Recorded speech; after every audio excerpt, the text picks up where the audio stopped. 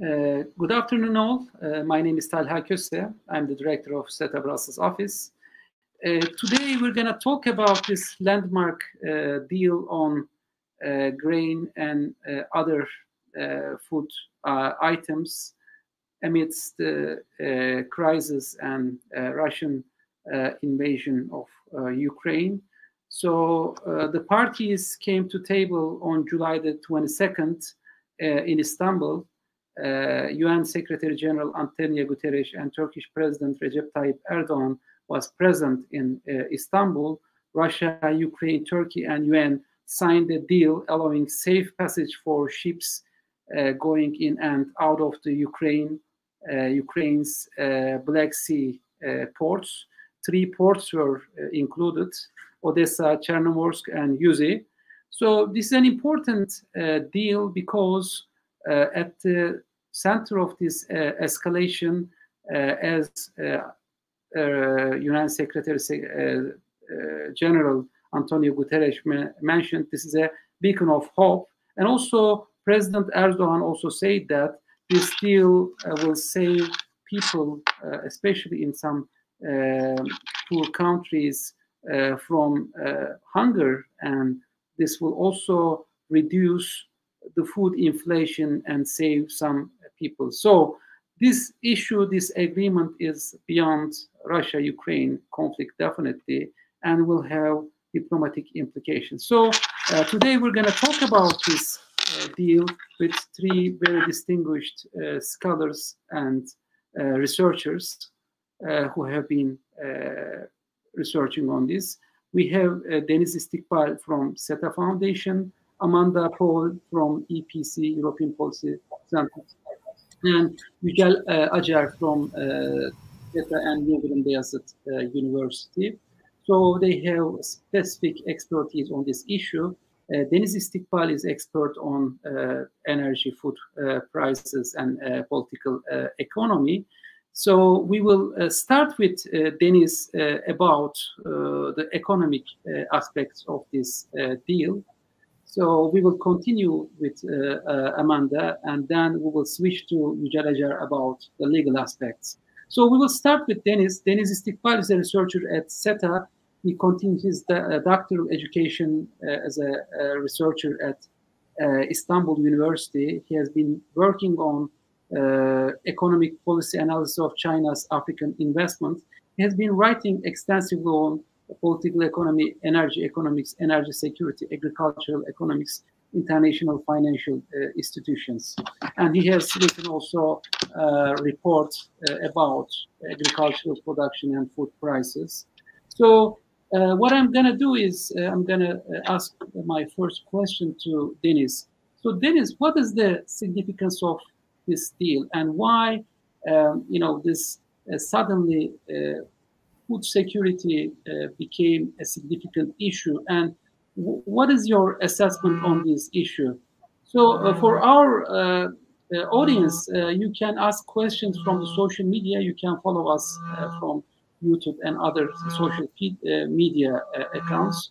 So we will start with Deniz İstikbal. So what are your comments on these economic aspects of this deal? Thank you, Talha Hocam, for the question and having me in this panel. Maybe we should start the grain deal and the global food inflation, and maybe we should mention that Green Deal matters for the global food inflation. And it's begun to epidemic and central banks decrease the interest rates and give the money for the countries, for the globe. And maybe we should say $10 trillion, maybe more money gave the countries for global economy, benefit for the global economy. Then the food prices increase, and many prices, energy, supplies, and many products prices increase. And also The severity of the food crisis, which is added to energy supply and the production crisis caused by the epidemic, can be reduced with the grain agreement. This is important for global economy, global food inflation, and also global inflation. Food prices, which have increased between 65 and 150% in the last 2 years, have reached historical highs. The food prices index, for example, EU food price index, has seen the highest figure since the United Nations began to record it. The high figures reached by the price of corn, grain, milk, and vegetables especially affect underdeveloped and developing countries very deeply. While the epidemic caused the depression of the national currency also, food prices affect very deeply. Because of the national currency, depression of the national currency, because of the global inflation, because of the energy crisis, underdeveloped and the developing countries affect very deeply. Maybe we should start this side, because good global food crisis affect developed countries also, but in the contrary, underdeveloped countries, especially Africa, West, Asian countries, affect very, very deeply in the contrary developed countries.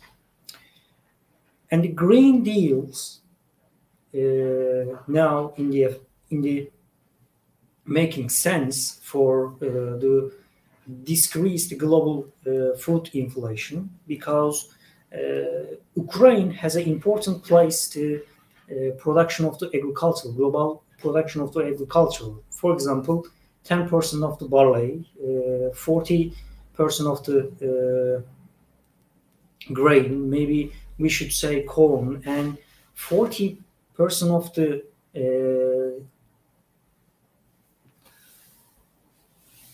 then food prices were severely affected due to the climate change also and the pandemic. Especially historical highs of the level energy prices helped to strange the global inflation rate. Adding this, the Ukraine war, to the growing inflation pressure in the developing and the underdeveloped countries, food prices have risen to historical highs. Then Russia and the Ukraine, maybe we should mention that Russia and also Ukraine produced many agricultural products such as wheat, barley, corn, sunflowers, and the palm oil at the level of can affect the global prices. When the war started, Ukraine cut off the agricultural export, and EU and United States imposed sanctions on Russia, also affect global food prices. And on the side of the grain agreement, Turkey grain agreement initiative succeed or make sense for global inflation. For example, if the corn agreement keep continuing to reach the high developed and underdeveloped countries, maybe global food inflation will decrease. Mm-hmm. Okay, so you highlighted that as the significant exporters of grain and other agricultural products, Russia and Ukraine has significant impact on the future prices. While this is not the panacea for resolving all the issue, I think it will really help. It will really be helpful to reduce the prices, which will affect predominantly the underdeveloped countries that are vulnerable to and dependent on the imports from the the other countries. So I will now switch to Amanda Paul. Amanda Paul is a senior policy analyst at European Policy Center, and she's an expert on issues related to Turkish foreign policy, Ukraine security and conflict resolution in the Black Sea region. So she has been commenting on the Ukraine war regularly, and also commenting on Turkish foreign policy as well. So Amanda, my question is, definitely this issue is not just related to food prices or the grain. This has a diplomatic side, and while one aspect of this Russian invasion of Ukraine has some economic consequences, but also have some diplomatic consequences, and actually energy, food, and many other things are weaponized in this process. And how do you think this deal will have impact on the process of the current war? And do you think Europe is concerned about possible gains that, and also certain level of legitimation of Moscow in this deal? So what is your assessment on this? Okay, thank you very much, Talha Hoca. Before I answer your question, I would just like to comment very briefly as well on the deal itself, because I think that it's worth reminding everybody that the food crisis was created on purpose by Russia. Russia weaponized food, fully aware that it would cause this global crisis. And then Russia itself has tried to come up or supports this solution. The thing with the Russians is that they are always looking for solutions for problems that they have actually created themselves. And in fact, there's really a simple solution to this problem, which is different to this solution, this grain solution. And that solution is that Russia just goes back to its own country and stops occupying Ukraine. But to come back to your original question, I think that this grain deal is obviously good for Ukraine because it can start to export its grains again. But again, very much depends on the implementation of the deal. Russia certainly can't be trusted. Let's remember that, less than 24 hours after this deal was actually signed, they launched missiles onto Odessa. I think when we put it into the framework of the war, I mean, of Russia's war against Ukraine, I don't think it has very much impact whatsoever. I mean, Russia's strategic objectives here are to wipe out the Ukrainian state whichever way it can, by committing massive war crimes, purposely targeting civilians and civilian infrastructure. So I think we have to separate these two things. I mean, this deal, this grain deal, is a good deal for the Russians because it's allowed some of the sanctions that were imposed on Russia within the agricultural sector to be lifted in terms of exports, but also some imports, for example, seeds. So you could say that Russia has some reason to want to see this, this deal implemented. But I mean, I think that we shouldn't take anything for granted. I mean, within the bigger picture, Russia's main objective, as I mentioned, is still to defeat Ukraine and to wipe out the Ukrainian state.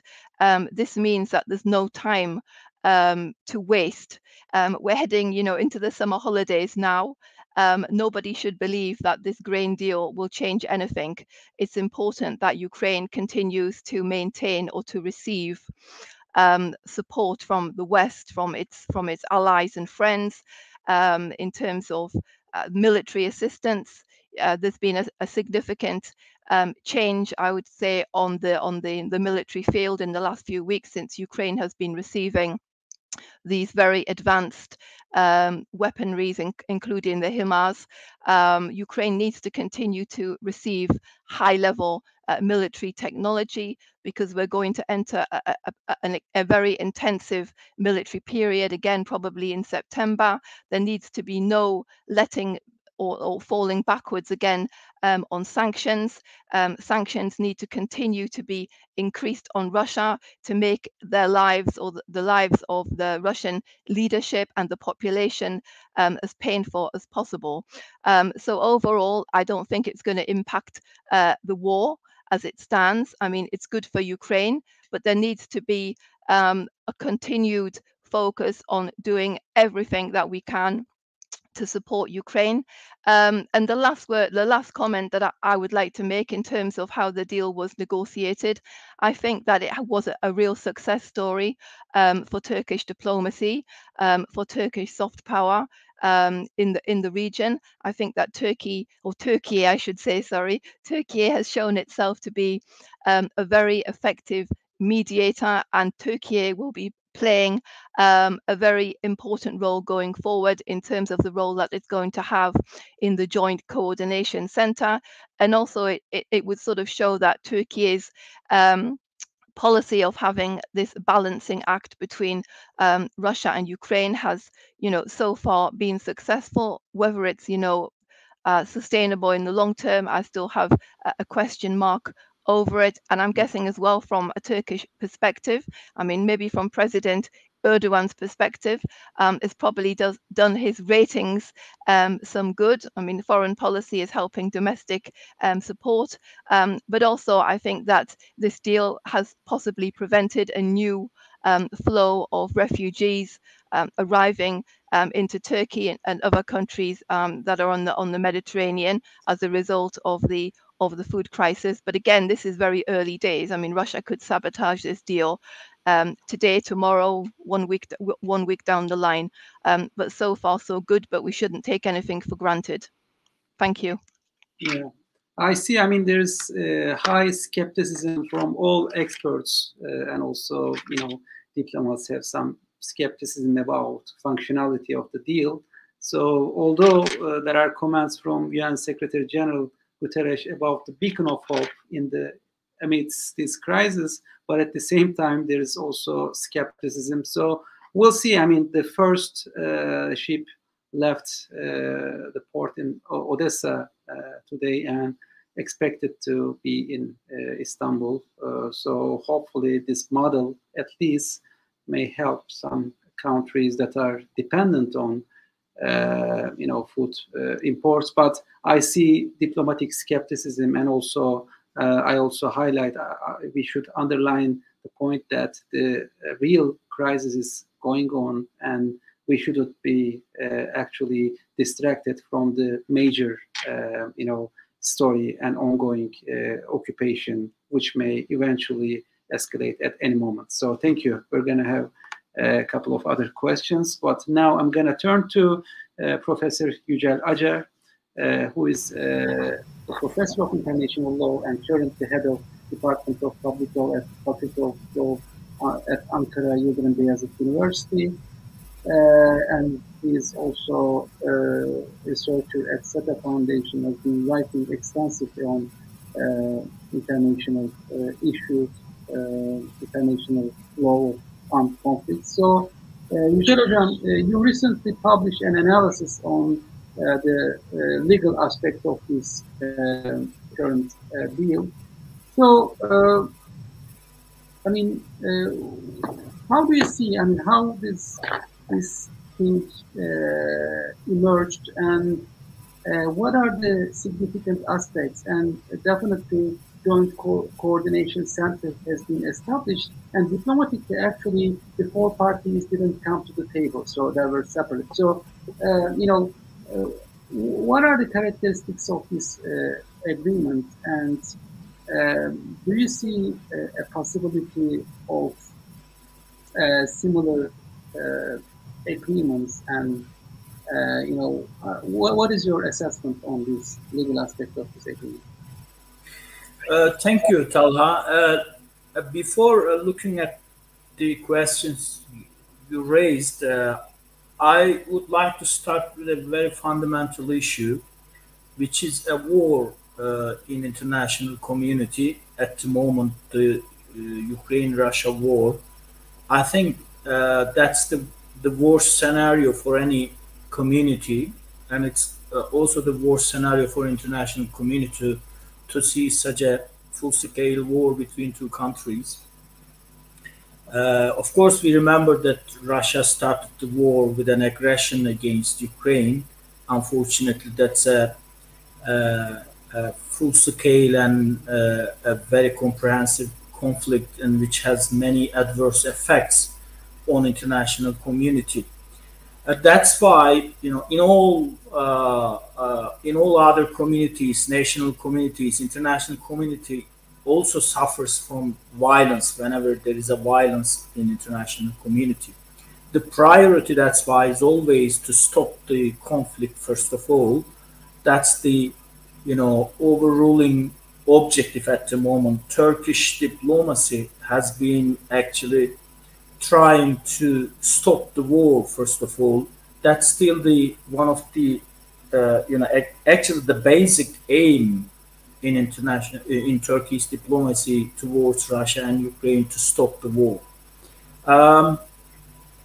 Among many other adverse effects, we have witnessed that the war actually has very negative effects in terms of energy shortage and prices, and as well as on the food prices and food shortage for many countries, for millions of people.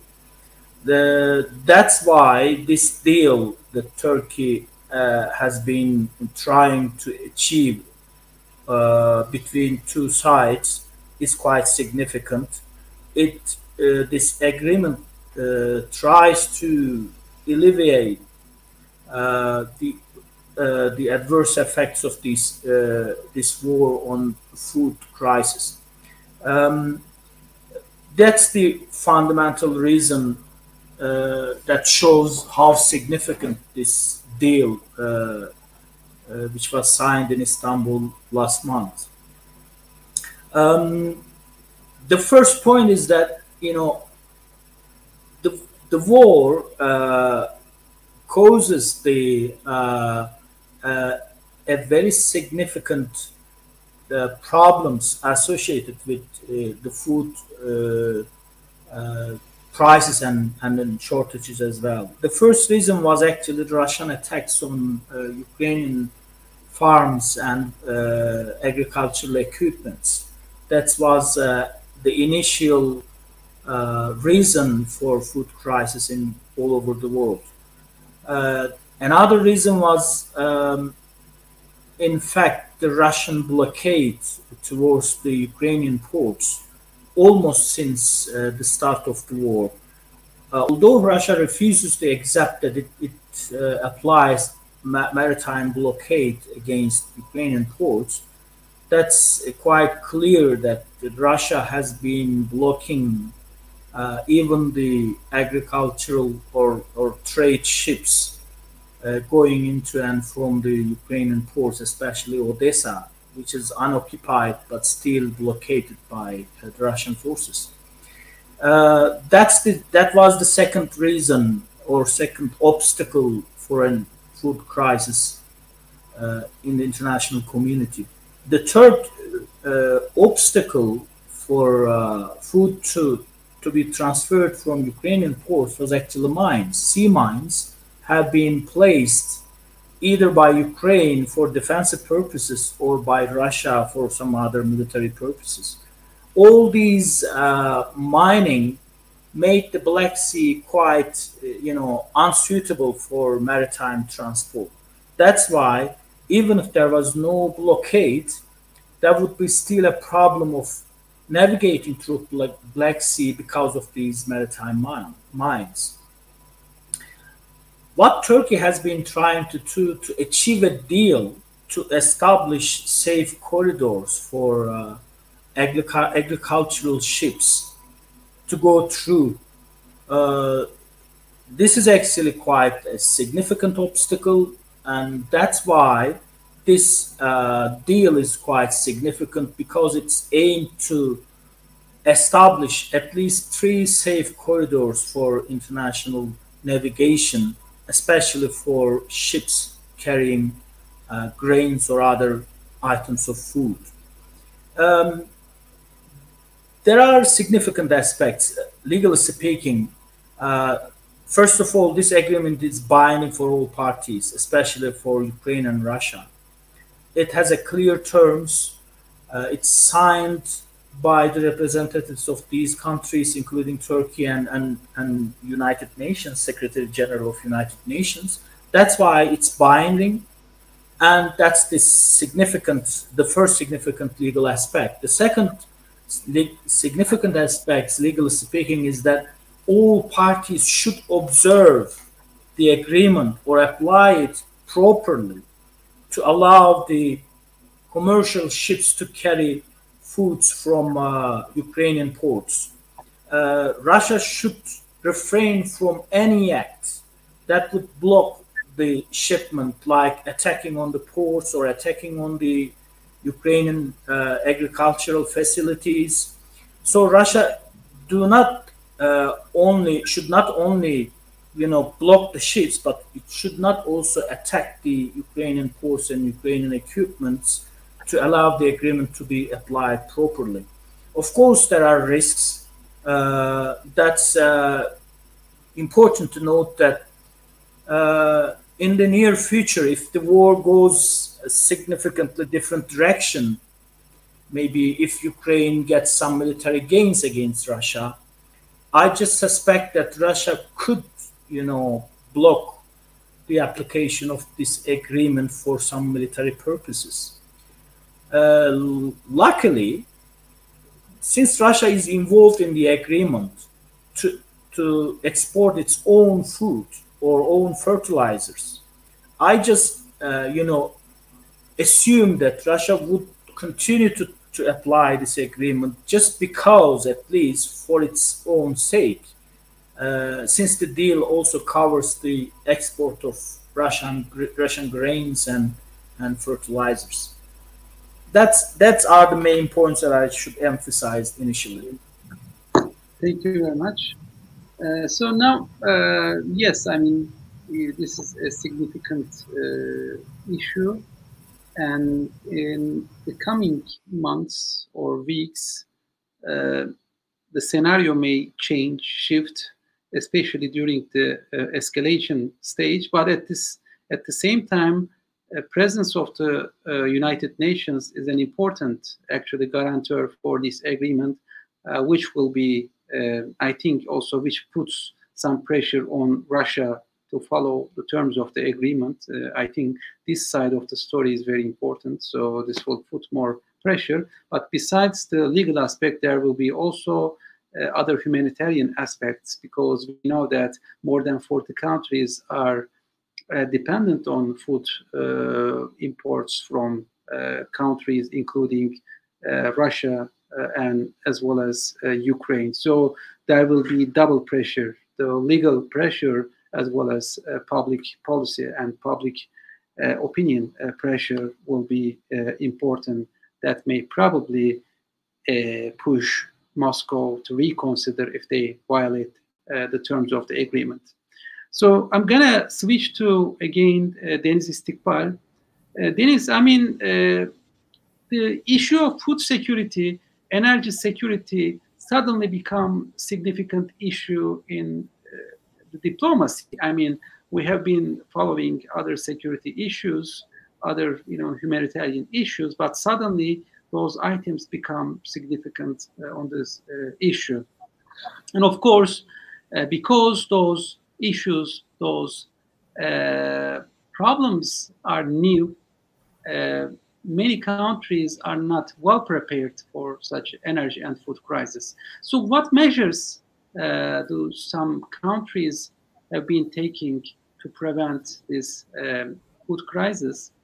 And what is your expectations about the financial aspect as well as the strategic aspect of this weaponization of food agricultural products? And are we really ready as Turkey and as Europe? Are there a readiness on this account? What is your assessment on this? Maybe we should start this. 2021 total world economy $90 trillion, and agricultural sector $4 trillion total production. If we look at the other side, we cannot tolerate to cut off the agricultural sector, because we need to feed the people. We need to secure food prices and supplies of food and other security issues. If we look at this agreement, EU, Russia, Ukraine, and Turkey there, and they signed an agreement because of the benefit of the food security. And now all sides has responsible for the food supplies chain, and this food supplies chain affect every people on the Africa, West Asia, and also EU. This is the first part of the agreement. And if you look at the other side, for example, Ukraine and Russia has a war, and the war affect everything: energy prices, production, national securities, and the armies, and many fields affect these war. And now Ukraine cannot export agricultural products. These products total $25 billion, I think, but it is not important to members or statistic. It is important to cut off the agricultural products to global economy. If Russia could succeed cut off the agricultural products to global agricultural sector, you cannot control the prices, and the prices also affect the human life, and especially underdeveloped countries. These affect many issues. These affect many violence. These affect many governments, many people, especially Somali, Eritrea. We can say that these countries linked to Ukraine agricultural products, right? And these agricultural products now can export to the world, can export to Black Sea, can export to any countries. And this situation affects, for example, Somali, Eritrea, Pakistan, Yemen, Saudi Arabia,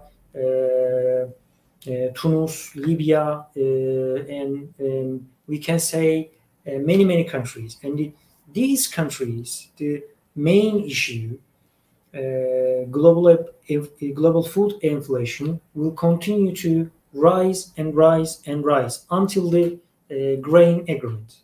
If the grain agreement succeeded, maybe global food inflation will decrease, and many countries benefit for the grain agreement. And also, maybe we should mention that Ukraine is an important country in the global agricultural economy, exporting 20 million tons of wheat, 5 million tons of barley, 25 million of corn, 5 million tons of sunflower, and 1 million tons of soybeans. These numbers show us Ukraine is an important country for the global agricultural trade export economy. We can add many things this sentence. Maybe we mentioned that 45% of the sunflower oil global export, 40% of the sunflowers come from the Ukraine. And now Ukraine cannot export these agricultural products. Now the food prices, global food prices, double itself and now affect every country. And we have energy crisis all around the world. We have products crisis because of the pandemic, and also the government are not ready for the food crisis now, because they have the problems many fields because of the epidemic. Mm-hmm. Thank you very much. Thank you. So I'm gonna switch to Amanda. So Amanda, so far Europe demonstrated unexpected level of solidarity against Russia. There is high level of coordination, especially in sanctions as well as support to Ukraine. And of course, we know that Moscow expects that as there are problems in food and energy, they expect some splits, some disagreements among Europe. So do you think the Europe is planning a joint strategy to overcome issues related, definitely, one aspect is definitely related to food security. The second aspect is definitely related to energy security, but at the same time, support for military aid is also this aspect. So, do you think Europe is acting in this united manner to overcome these three aspects together? And do you think Russia is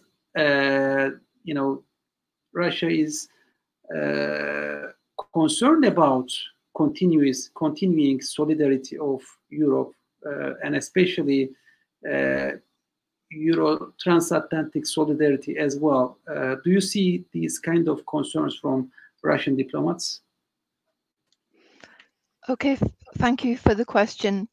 I think that possibly Russia is surprised or was surprised over the level of unity from the side of the EU, and also in terms of transatlantic unity. I'm guessing at the beginning of the war, Russia was probably expecting there to be, some cracks between member states, which has traditionally been a problem and has been, a leading cause of the EU being unable to formulate an effective strategy towards Russia. Now, this didn't happen.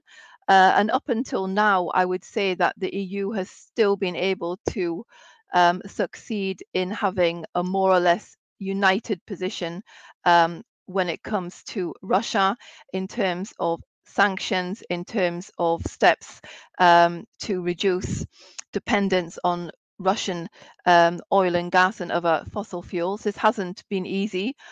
Sometimes it's taken very long conversations, very long meetings. And as we know, there's also been in some of the sanctions some, opt-out or differentiation in terms of things that would be applied. But I think overall, so far, we have seen a strong unity when it comes to energy security. For me, I mean, the EU committed a long time ago, more than 10 years ago, to make itself less dependent on Russian fossil fuels, particularly gas. Unfortunately, this didn't happen. Rather, the EU, or some member states, I should say, particularly Germany, went in the opposite direction. They became more dependent on Russian gas, hence the creation of Nord Stream 2, which obviously is not being used now. But I think this shows, naivety or a lack of strategic thinking from the side of the country. Now, when we're looking a bit now to the future, I do believe it will be more difficult to maintain the level of unity that we've seen so far, simply because, you know, domestic politics obviously come into play. You know, our energy bills have become more expensive in particular. I mean, I'm coming from Belgium. I can tell you there's a significant increase in gas and electricity costs, and going into the winter, that's going to be difficult for the population to sustain. But I mean, if the EU is going to maintain a strong position, a strong united front, they will need to, you know, grit and bear it, even if that means in some cases the possibility of changes of government. Because if the EU doesn't continue to provide Ukraine with the necessary support in terms of, you know, arms, but also in terms of maintaining strong sanctions and going further with these sanctions. I mean, let's remember the oil embargo doesn't really stop until the end of this year, and they haven't even started on gas. This will send a very wrong signal to the Russians. Russia is waiting for transatlantic community to crumble, or unity within the EU to crumble, because we all need to remember, you know, what this is all about. This is not about Ukraine, just about Ukraine. Yes, this war is in Ukraine. Russia has invaded and is attacking Ukraine on a daily basis, but this is much bigger. And if Ukraine isn't given the necessary support, the necessary arms, the necessary financial support to maintain this counter-offensive against Russia, to push back Russia until Russia has been defeated, the Russians will simply pause and extend this war to another part of Europe, whether it's one of Ukraine's neighbors or whether it's actually further afield. That's a question. But I mean, none of us in Europe, and I'm including Turkey in this, because for me, Turkey is part of Europe. None of us are safe from Russian aggression unless Russia is defeated on the battlefield in Ukraine. One aspect of this, you know, war definitely is the public. I mean, of course, Moscow tries to weaponize energy, food, in order to change the public's mindset. But do you think the European public's response is sufficient? Are they well informed? And do you think the governments are informing about the possible aspects, possible ramifications of this current crisis? Of course, the sanctions will put pressure on Russia, but at the same time, it will also put some pressure on European public. So, what is the public aspect of this story? I mean, is there a unity and solidarity at the level of public, or can the governments manage this process? I mean, let's remember, I mean, Russia, this isn't the first time that Russia has weaponized anything. I mean, Russia's been weaponizing everything for decades. I mean, Russia doesn't care if millions of people around the world die because of its war in Ukraine. I think when it comes to, let's say, the populations in general, obviously since the war started on February the 24th, when it was in the news all of the time, there's been a significant, decrease. I mean, 6 months on, it's no longer headline news. So it's sort of disappeared from perhaps the mind of the average European. So in this sense, it's really important that governments across Europe continue to spread information, to explain to populations what's at stake here, the reasons why people need to go through this short-term, let's say, high cost period as I would put it. I mean, our bills aren't going to be this big forever. They will eventually reduce, but it definitely needs to be better communicated why it's important that we bear the costs of financing this war now, that we need to bear the costs of changing our dependency on Russian energy. At the end of the day, the European Union is going to only benefit from diversifying its energy sources. As I said before, it's something that it should have been done years ago, but a couple of years down the line, there will be multiple different energy suppliers. The EU would have also transformed into more, green energy opportunities. So in the longer term, the EU and other European countries are going to find themselves in a much better position. And this is the information that needs to be spread to the population, where we're going and what the consequences of not doing this will be, the consequences of being still dependent on Russian gas, what the costs of that would be. Yeah, I think the message, there's a light at the end of the tunnel, should also be given. I mean, yes, it's suffering for many of the European publics are not prepared for such a period, but I think this message also needs to be delivered to keep European public unified. Thank you. Maybe I can just say as well, we need to remember that our suffering is absolutely nothing compared to the suffering that Ukrainians are going through, and this needs to be, I think, better presented. Ukrainians are dying every single day for European security. Yeah, that's also an important part of the PR campaign. Of course, in the beginning of the invasion, there were more coverage, but I think as the time passes, people seem to be less interested. But this is also part of the battle, so keeping the story at the head of this debate. Yücel Hocam, I have a question to you. So while we have this deal, of course, there is a possibility that, high possibility that the deal may be violated. So what will be the consequences if or risks and consequences of violation of this agreement? And is there a possibility of renegotiation? And what will be alternatives if there is a violation? Can the interim or partial implementation? Do you think the partial implementation is possible? So, what is your assessment on this? Before looking at the relevant rules of international law concerning the violations of international agreements, I should first of all say that I think every single country would lose if there is a significant violation of this accord. Ukraine would lose a lot of benefits, and Russia would lose a lot of benefits, and international community as a whole would lose a lot of benefits, especially concerning the food prices and food shortages for millions of people. That's the political and economic or commercial side of violation of this agreement. Especially the humanitarian aspects are quite significant.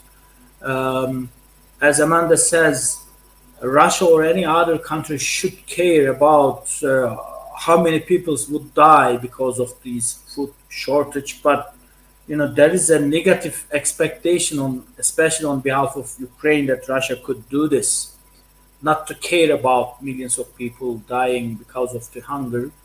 I just hope that it would not happen. If you look at the legal rules concerning the violations, of course, if there is a significant, or in legal terms, substantial breach of agreement, other sides would have a right to retaliate against the aggressor or violator. Assume that if Russia violated significantly this agreement, then all other countries, including Turkey and United Nations and Ukraine or other related countries, have a right to retaliate against Russia by not observing the rules benefiting Russia. That's the first point, legally speaking, should be emphasized. And secondly, as your question implies, is there any legal alternative to this agreement if there is a significant violation? Of course, yes. In such a eventuality, maybe other countries could come together to establish safe routes for international navigation through Black Sea, and exclude Russia if possible. That's the legal option to replace such an agreement. But I'm not sure it is really practically possible to exclude Russia in order to establish safer corridors for international navigation. What I'm trying to say that, legally speaking, all other countries, especially the directly related countries, would have some other legal options. The problem is that whether they are practically possible. I know that there are some alternative routes for Ukrainian food to be exported from other countries, especially through Moldova. But the amount and sufficiency is a problem. It would not replace the significance of maritime transport from the Ukrainian ports. This is eventually the case that if there is a significant violation, if we assume that this agreement does not work practically, unfortunately there is not a good alternative for this, even if we talk about the relevant rules of international law. But I have to emphasize there's a significant point concerning the application of this agreement is that, the participating countries, including the United Nations, actually managed to establish a joint coordination center in Istanbul. That's quite significant. The representatives of 4 sides are actually working together, would be working together in this center. That's a significant guarantee for the proper application of the agreement, because all the ships would be checked, and if one side, let's say Ukraine or Russia, have some suspicion, then it would be easier to prove that suspicion is justified or not. That's why I see a great chance for proper application of the agreement. But still, the most serious risk to this application is how the war would go, and maybe the best option is to stop the violence, and all the efforts concerning this issue should be focusing on to stop the military confrontation. As I said in my previous observations, that's why the Turkish diplomacy is still trying to concentrate on how to stop the war between 2 countries. Mm-hmm. Thank you, Yücel Hocam. It's a difficult situation, as you mentioned. Yes. So a diplomatic deal agreement is very difficult to reach, but once it's violated, it is also very difficult to return to the the agreement point. So that's the difficulty. We have seen that in Syria, in many other cases. So let's cross the fingers and see that this will be maintained and even improved to carry the other field as well. So I'm going to ask a question to Deniz as well. I have to add this, that's why the contact with Russia, although it is sometimes seen as unpleasant thing to meet the Russian president, and it sometimes really seems quite unpleasant for international community, but still it's quite significant that Turkey has contact with Russian administration just to prevent such adverse developments, at least to try to prevent such adverse developments. One country should do this, and it happened to be Turkey because of its special and unique location and position.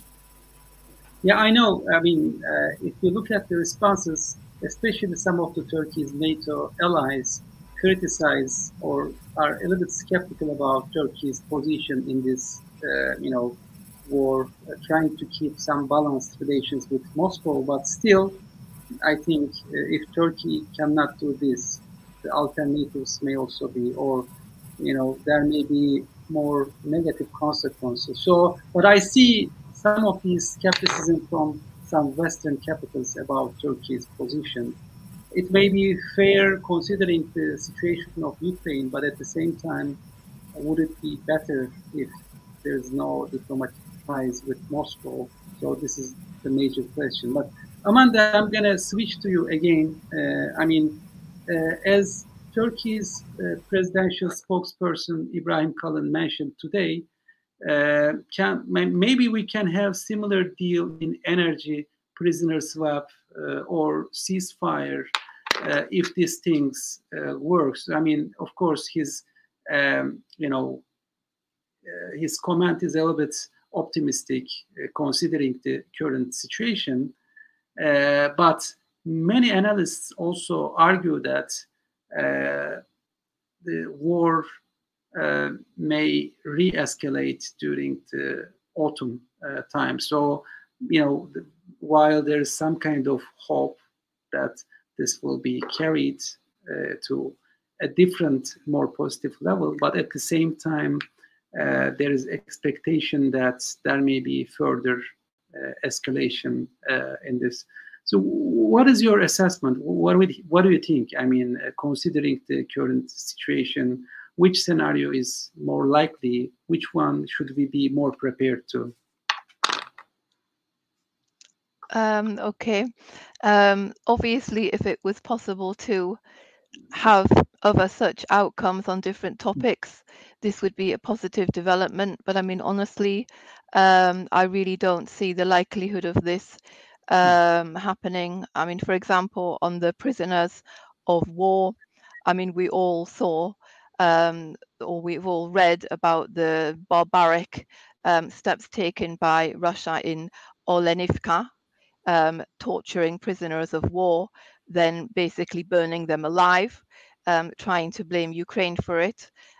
This is the sort of brutal regime that we're dealing with. So, I mean, I think it's very unrealistic that the sort of deal we have on grain is going to be reciprocated in this area, or even in the area of energy. I mean, in the area of energy, I think the crucial element here is that, I mean, at least Europe, but any other country, I mean, I can also include Turkey in this, I'm guessing, to make themselves as least dependent as possible on Russian gas or any other energy source.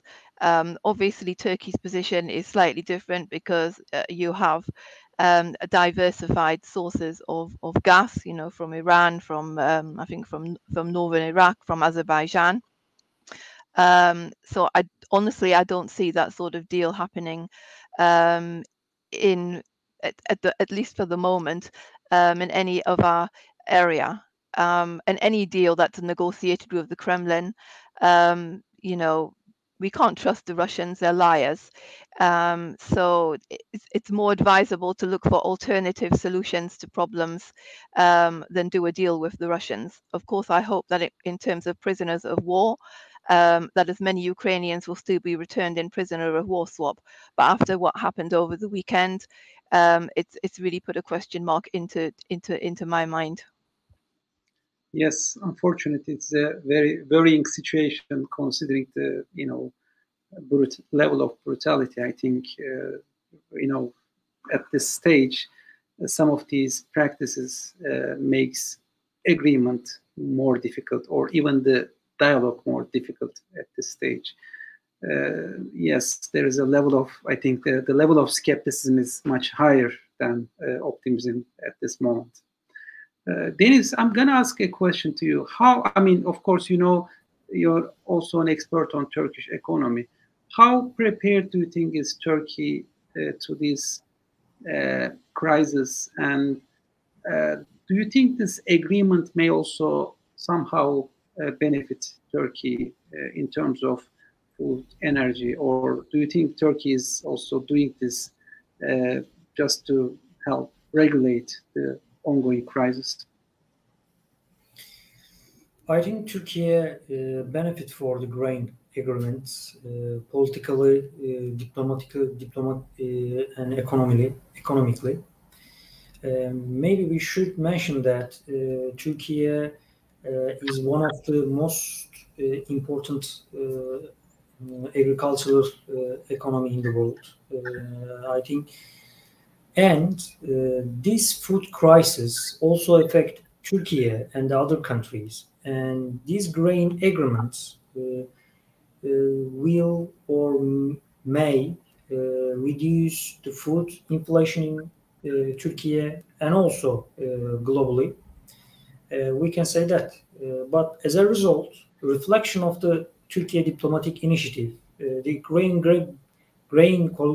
corridor may reduce global food inflation, while Africa and the West Asian countries that can be most positively affected by the process. And also, Turkey can also contribute more to the peace negotiation between the Ukraine and Russia. And Turkey grain corridor initiative, which show that strategic importance of the Black Sea and the Turkey. Mm-hmm. Yücel Hocam, I would like to ask the last question to you, which the question has aspect with regard to international system and international law. As you know, humanitarian catastrophes related to these, we have been talking about environmental change and climate change as possible humanitarian catastrophes. But this current situation, food crisis and energy crisis may also have some consequences. So, do you think international community can take some measures, or do you think human rights regime can be reframed to address these issues? So what may be the steps, because we definitely see in some African countries are very much dependent, and also fragile states are quite dependent on some of these issues. Of course, these concerns and weaponization of food and other items are important and putting pressure not only on those vulnerable populations, but do you think new international laws, norms can be applied to address those issues? What kind of measures do you think should be taken to deal with the future, threats? This is a very significant question, Talha. What has been happening in Ukraine as a whole since the start of the war? There are many criminal elements for criminal responsibilities for individuals, actually, especially from the Russian side. So it's not only the violations that states are doing, but there are also many crimes committed by individuals which require criminal responsibilities. That's why International Criminal Court initiated a process of investigation much earlier than the start of this existing war in September of this year. But it actually started in 2014. That also, as you say, includes using food as a weapon, especially against civilians. That's another kind of crime that could be committed during the wartime. So that's why, if any violation happens of this, recent grain corridor agreement, that would also necessitate the criminal responsibility of certain individuals, because this would, cause some civilian loss around the world. That's typical crime that could be committed against the civilians during a military conflict. as far as the general picture of international law is concerned, there are not there is no significant problem with the existing rules. They all cover what the possibilities of preventing violence and crimes during the military conflicts. The problem lies in the application of these rules, unfortunately. There is no centralized system to apply properly this existing and well-defined international legal rules. This is because of the political way the world is designed at the moment. You know, nation states are, you know, still the equal and sovereign entities, and they do mostly whatever they like within the you know, legal framework. There is no centralized authority. But I was quite optimistic in the start of the war that the international community really acted together as a tool of pressure to apply international rules. Unfortunately, as you mentioned, Talha, at the existing point, we see a loss of interest in the conflict in Ukraine, and that really, you know, undermines the possibility of pressure of international community on Russia or some other countries involved in military conflicts. That's why we need a new kind of application procedures in international community to apply the legal rules properly, especially against the aggressors or against the violators of international rules. We should start thinking seriously about this. I think that Ukraine war or other related issues really teach us very significant lesson. The world cannot go with this system, you know, properly. That's why we need another means of applying the international legal rules. That's why I criticize the United Nations system in another, you know, analyze I've written in early this year, and I really criticize the United Nations system. Peacekeeping or peace building systems are quite failing at the moment. That's why we should think about different kinds of, some other kind of systems, I think, to replace this. Mm-hmm. Thank you very much. I mean, of course, this is an important issue in the middle of this ongoing crisis. It seems that there's an interim agreement, but this is a very limited agreement. So as far as I understand from your comments, this is a very limited agreement. There are definitely some signs of hope, but at the same time, level of skepticism is much higher considering what happened so far. So for Russia, it seems that isolating Ukraine may serve to their interests better than expanding. So in a sense, this agreement may help them to do this isolation, but at the same time, the ongoing disagreements in other fields have significant consequences for other communities, including Europe and Africa. So what happens in Ukraine is not just related to Ukraine. It definitely is seen in this. And efforts to address the crisis in Ukraine definitely has, aspects related to other continents, other countries as well. So that's why we're in the middle of this crisis. But, many countries, including the ones that are closer to Ukraine and Russia, are more affected. So hopefully, at least this may help make the humanitarian situation better. But I think it seems that we should be not too optimistic about, the long-term aspect of this agreement, and work on maybe a broader diplomatic efforts. So I thank all of you, Amanda Paul for EPC, Deniz İstikbal from SETA Foundation, and Professor Yücel Acer from Ankara Yıldırım Beyazıt University and SETA.